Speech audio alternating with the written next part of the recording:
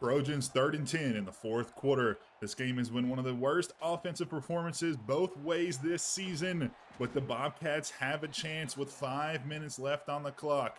But you can see some highlights or lowlights of this game. Just nothing has gone the way of the Bobcats. Multiple incompletions, a ton of turnovers. They have gotten some good breaks on defense to keep this game within one score.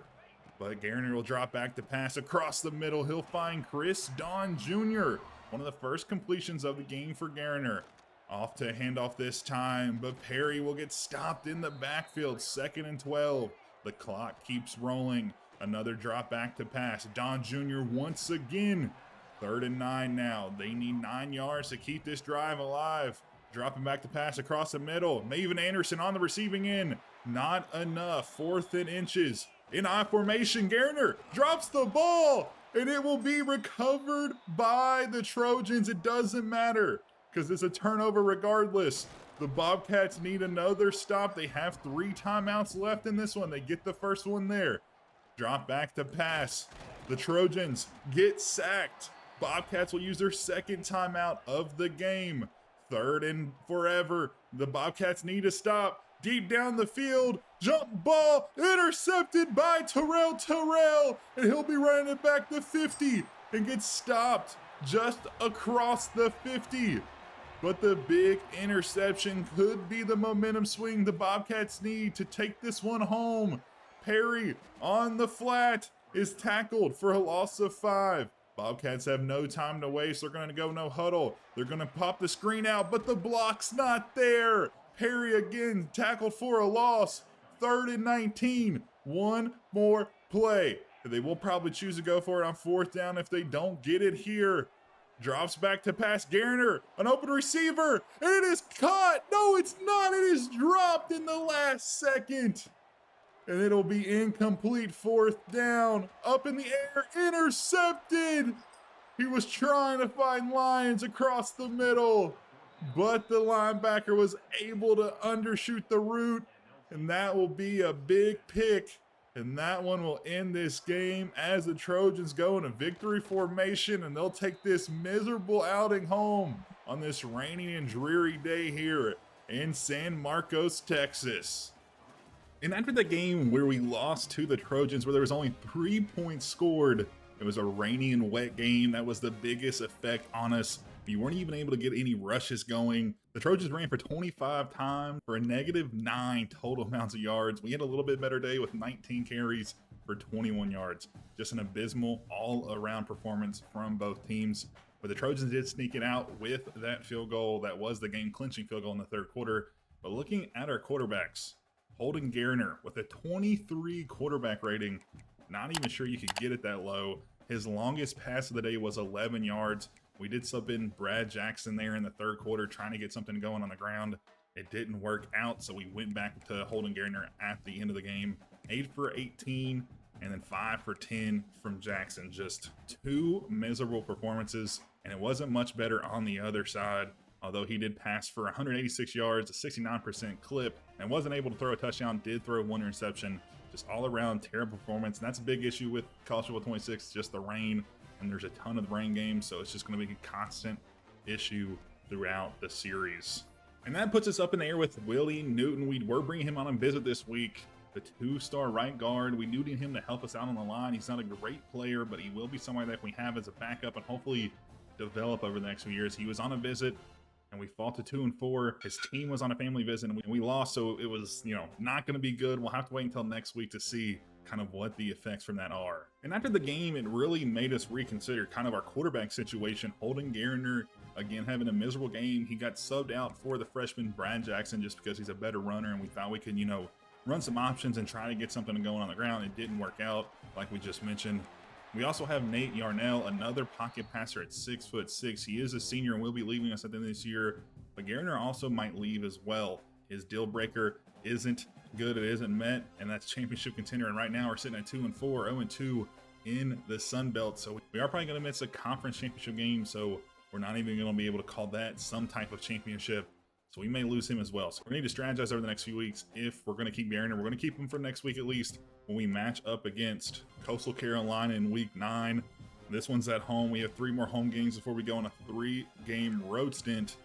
And we're going to need him to pick it up. We have a chance to go on a big win streak. Southern Miss is 5-0. South Alabama is 4-1. But outside of that, we have some decent teams sitting around 500. We need to win 2 games back-to-back to get to that level where we were hovering around earlier in the season. And we hopefully can make a push late or some type of, bowl game presence or something. But it's a long road ahead of us these next few weeks. But we will possibly get the quarterback of the future, Brian McQueen from Paradise, Texas, the 3-star, will commit. But we're not done yet. Manuel Casilla, another edge player for us, another 3-star commit. We'll get 2 big commits this week, and we are ecstatic. I'm very excited about McQueen here, and the better thing is we did beat out UTSA, who was pushing for him in the recent weeks, and we're able to get a big player here and a very nice quarterback, dual threat, so he's going to be able to run on the ground as well. Coach Prestige is at C+, so as we grow with our program, he'll also get a boost in that, but we should be able to outpace his improvement, hopefully, over the next few years. But after that recent loss, we are in kind of some sticky situation with our offensive line recruits. The tackle position has fallen off from 2 guys we are going to be able to get here over the next few weeks to just 1. It's only a 1-star, and Missouri State's pushing hard for this player. So we're going to have to go back and revise a strategy that we didn't think we were going to have to touch. We were moving up pretty well on these guys, offering 15 hours to Johnny Matavich and none to Terrell, but we'll have to find some players. We do need, I think, at least 3 tackles, 2 tackles this coming season. So it's going to be rough if we can't sign in here before the transfer portal. But as we get out of recruiting this week, we have kind of bumped up a lot of our top players outside the wide receivers to add more hours to them.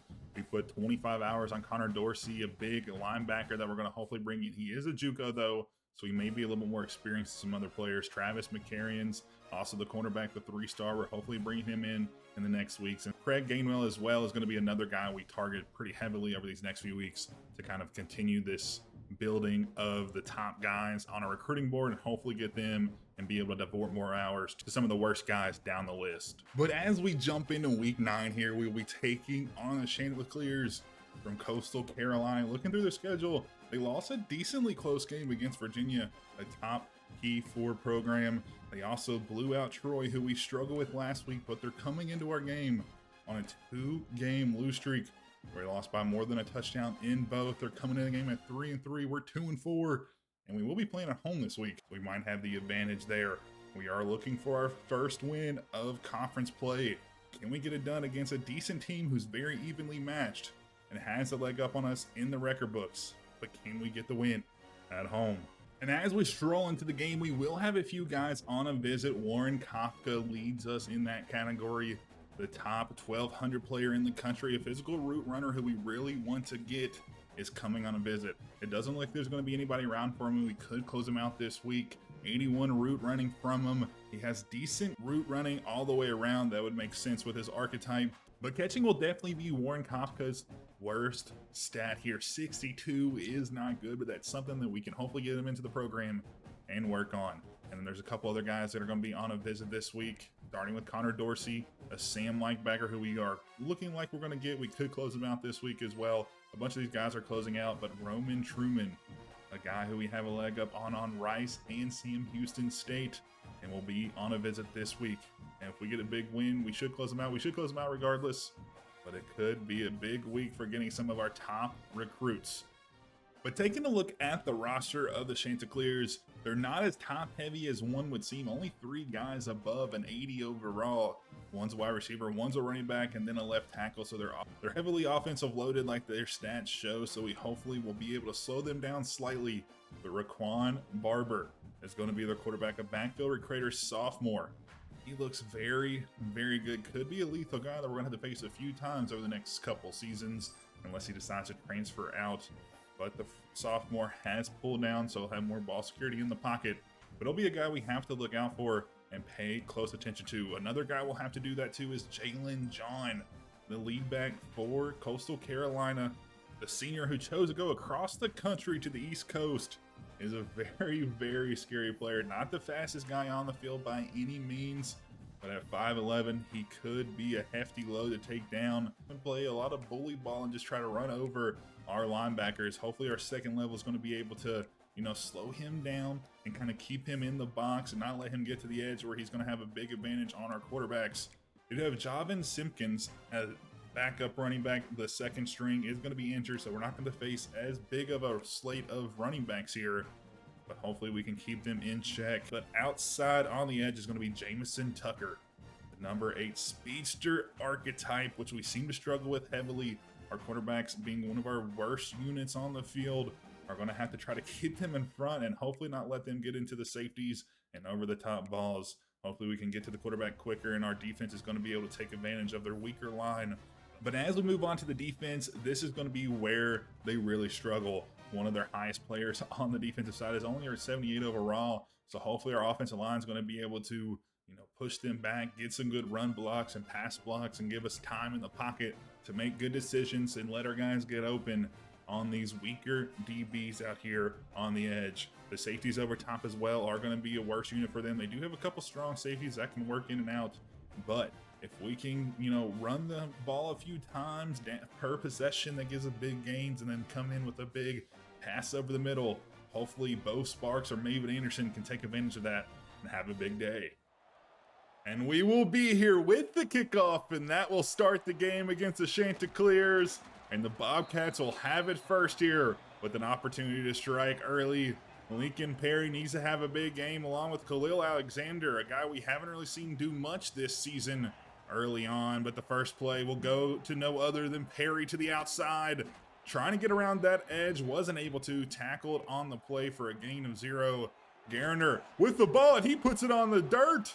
But we're able to recover it to retain possession, but we did lose 4 on the sack there. Another time dropping back across the middle. A nice toss, a little high by Garner, but it is a completion, but we will be stopped. So it'll be the first 3 and out of the day.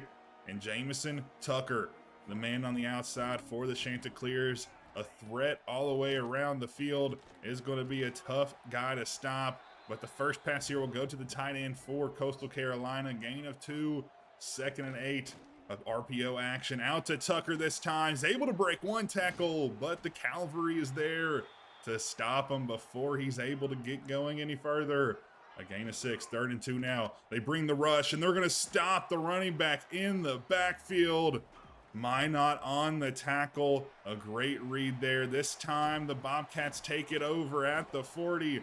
As Lyons is able to almost get that first down. 3rd and 1 now. This time to Perry. Cuts back and forth. Able to get across the line to gain. And he'll get us a change of downs here. As we're nearing in on halfway through this first quarter. Garner drops back to pass. Under pressure. This time he drops it again. The second fumble of the game. But it's going to be picked up by Coastal Carolina. We're not going to get as lucky as the first opportunity. The first turnover of the game already for Garner after he had a miserable performance against the Trojans in last one where we got shut out in the full game. So hopefully the wet ball drills are helpful this game in the rain. Back-to-back games in a very muddy environment hasn't been successful so far for Garner. But across the middle, the Coastal Carolina offense will keep it pushing, but they do get stopped just short of the line of gain, and it'll be a 3 and out. Burrow getting some early work here in the first quarter. A gain of 1, able to force himself into that 1-yard gain. Across the middle will be Don Jr. on the reception on the comeback route, able to work through the defender to get past the 28 to get the first down. Garner another drop back, another curl route. Maven Anderson sitting there in the middle of the field, uncontested, able to bring in that one. His first reception of the day. Burrow another carry with a nice juke, not able to shake the defender, and he's brought down after a gain of 10. But we're about to approach the 50-yard marker. RPO to Lyons this time. Lyons is shaken up on the play. He's coming off a rib injury last week, bruised ribs. We thought he was ready to go, but maybe not. We might have to sit him the rest of this one. Perry able to fall forward, but we still need 2 to get a little speed option. A flip to Perry on the edge, and he'll get the first down. 5 attempts already for Perry, 10 yards in total. Hasn't had the best performance so far, but in a little bit of an underpass screenplay there by the Bobcats. We'll gain 7 And the last play of the first will be a pass across the middle to Stammy, who's in for Lions for the foreseeable future until we can confirm that injury isn't going to be nagging him the rest of the game. But the Bobcats will retain possession here as we go into the second. 0-0 both way. But the Bobcats have converted 2 third downs, so hopefully that spells some good things later on. Garner rolls out to his right. On the move. Lions in the game now after the end of the quarter. But we will choose to sit him down. He came over and talked to coach and said he was still kind of labored breathing. Wasn't sure he was going to be able to finish this one, which is going to be unfortunate. But Don Jr. picking up the slack across the middle on the little under route and gains a big one. 2 receptions, 29 yards, and this time right back to him. And this is going to be a touchdown, the first of the game, the first in 2 games for the Bobcats. And they will go up 6-0 early here as we'll get another look at it. And you can see nobody within a mile of Chris Don Jr. as he's able to walk it in. Garner was able to read that very quick, did a quick snap to get that ball off so no cornerback could get over there to guard Don Jr. with some confusion on the defense, and that will be our success. A deep ball as our safety was able to get over there, Darius Jackson, and break it up. Another 3 and out for the Chanticleers. Perry with some green grass in front of him. A perfect play call by the offensive coordinator. And that'll be a big gain, a 20-yard strike for the Bobcats as they will get down to the 41. Pump fake by Garner. Freezes the defense, and Maven Anderson on the receiving end, his second of the game. Same as the first, little curl route under the cornerbacks. Able to get 7. Perry falls across the line once again. He's been very, very good at getting those 2 to 3 yards we need to keep us moving. This time, fake play action pass over the middle. Thought he had the room, the window to fit it in there, but it was a little too high. A risky throw in triple coverage. This time, another time to Don Jr. across the middle, out of the slot. His 4th reception of the day, getting over 40 yards. And across the middle, wide open receiver, but he underthrew him. And that'll be a big interception. The 2nd turnover of the day, the 1st pick for Holden Garner. And the Chanticleers will bring out the sword, the turnover celebration in full force here on the road. And that was a perfect read, but he just underthrew him. That would have been 6 points if he just gave him maybe a foot or 2 higher of a pass. And we will go into the halftime not up 2 scores because of it. Decent offensive performance from the Bobcats, almost 140 yards passing. Need to pick up their run game here. Both teams under 20 yards in totality there, as the Chanticleers will get it to start the second half. A good run up the middle will gain them 11. Jalen John, an elusive bruiser type of running back, is going to be in the field again. He'll get a carry back-to-back times, not able to get anything, as the Chanticleers will go with a hurry-up offense. This is the first time they've used that scheme today. Wonder if it'll stick around the rest of the game as the quarterback drops back to pass. And that'll be a nice reception out there on the wing. And the Chanticleers are going to go back again to the hurry up, try to confuse this defense, wear them out early on in the second half to keep them on the field. Across the middle as the quarterback isn't able to make the play. And they'll get a big gain now across the 50. As we're approaching just over a minute and a half gone in this quarter.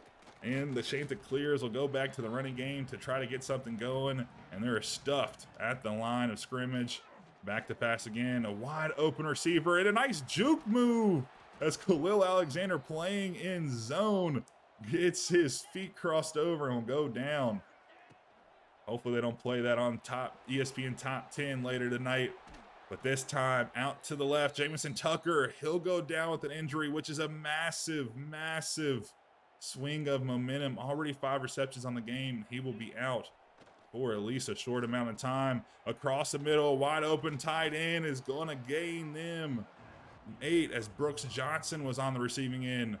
As the Chanticleers will try to get the defense to jump, but it will be a called false start at number 61.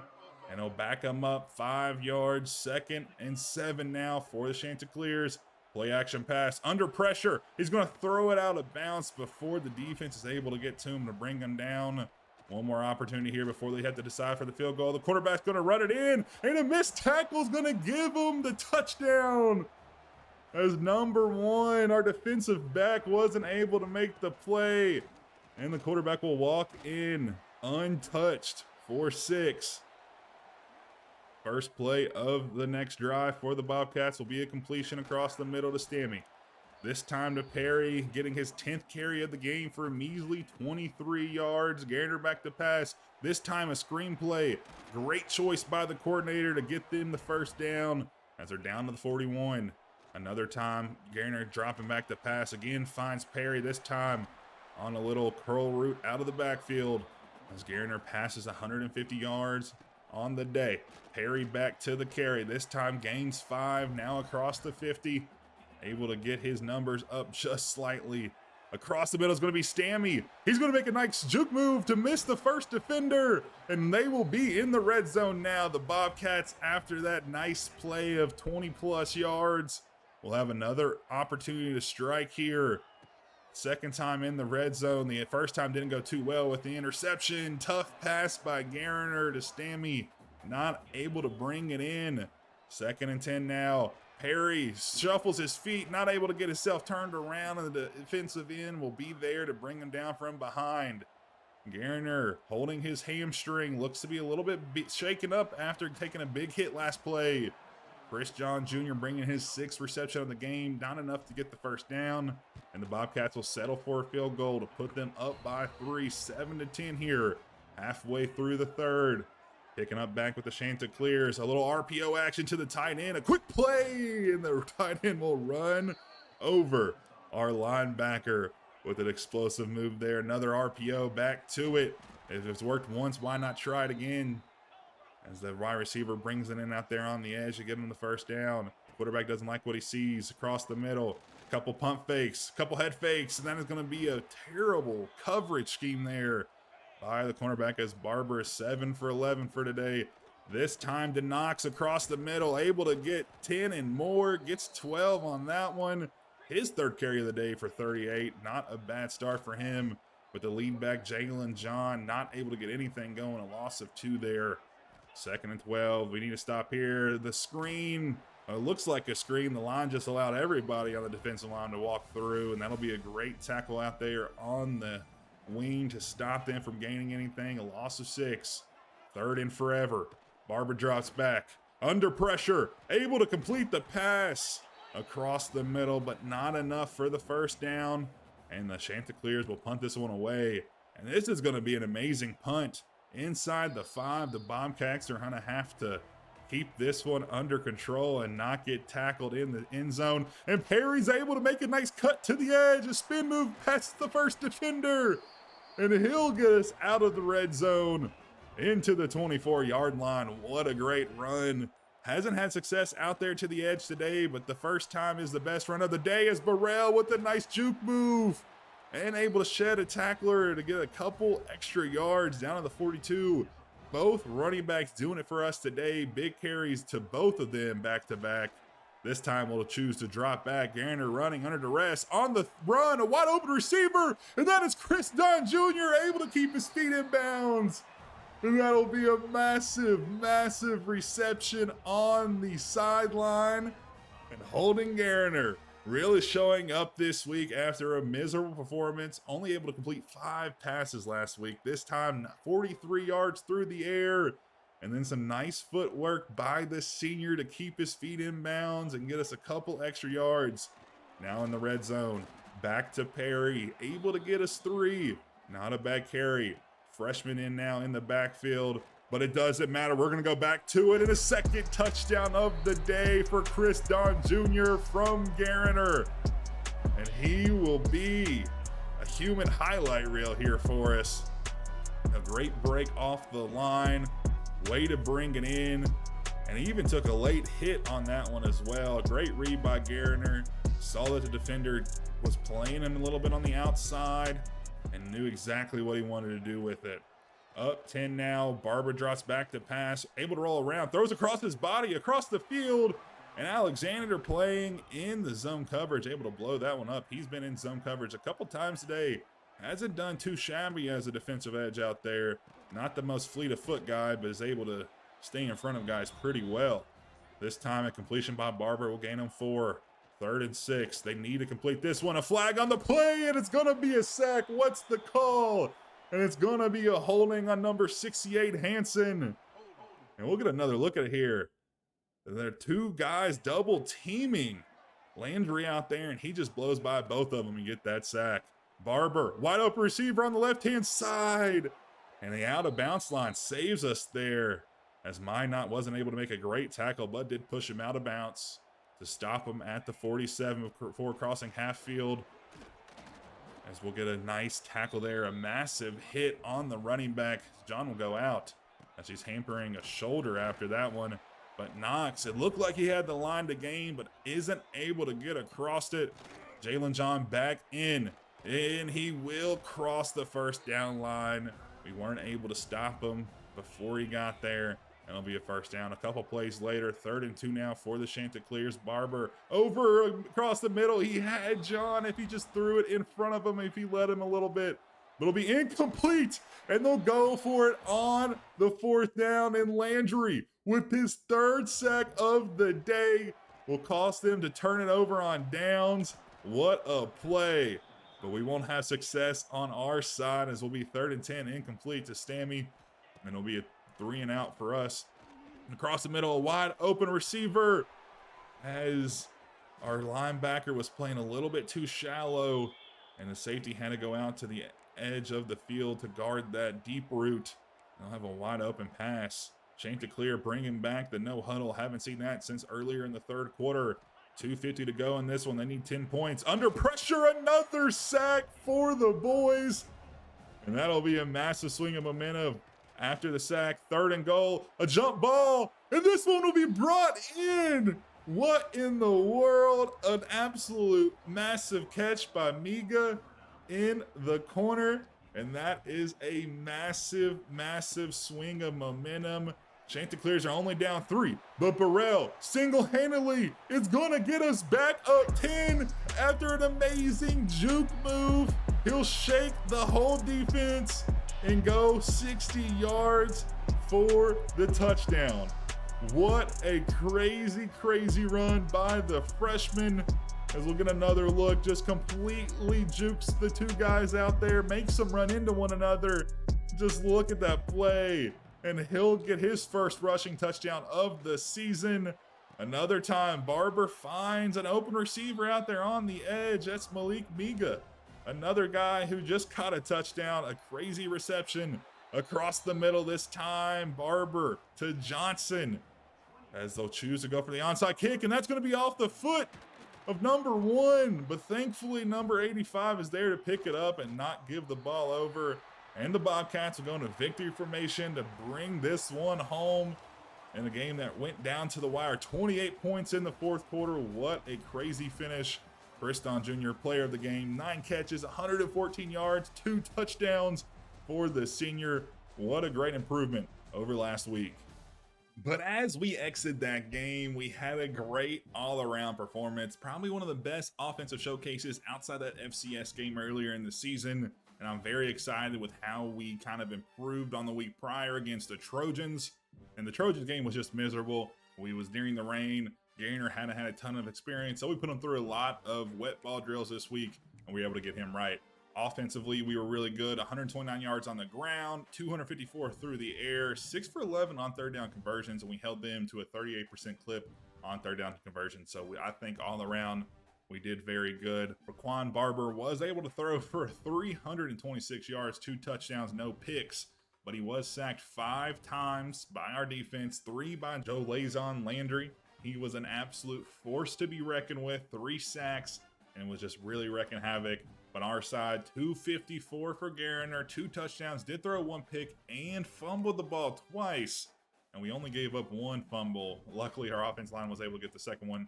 A 68% completion percentage, not terrible for a guy that's probably not the best passer in all of college football. But Greg Burrell leads the running back room in yardage with that big, massive, explosive 60-yard touchdown he had there in the 4th to really put us up and give us the win there late. 1 touchdown, his first of the season. Very impressive performance from the freshman. And then Lincoln Perry Jr. doing it all. 14 carries today, 53 yards, receptions as well.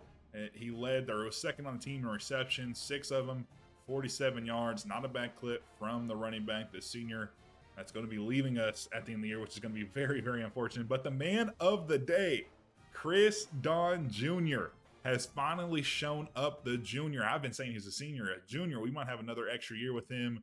Was able to bring in 9 catches, I think on 10 targets, 11 targets, 114 yards for 2 touchdowns. And it was just a massive, massive offensive explosion for him today. So I'm very, very hopeful that he will keep that up later in the season.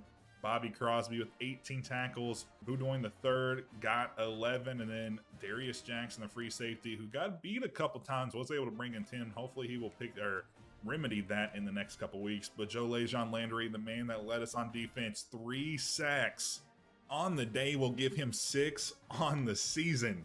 The sophomore was able to match his season total in 1 game. And that is a massive reason why we were able to get the win today. But next week, we will be taking on Georgia Southern. They have a winning record, 4-3, but 2-1 in the conference. We're looking to move up from the last place in the conference if we can manage to do that next week. It's going to be a rough, or has been a rough couple weeks.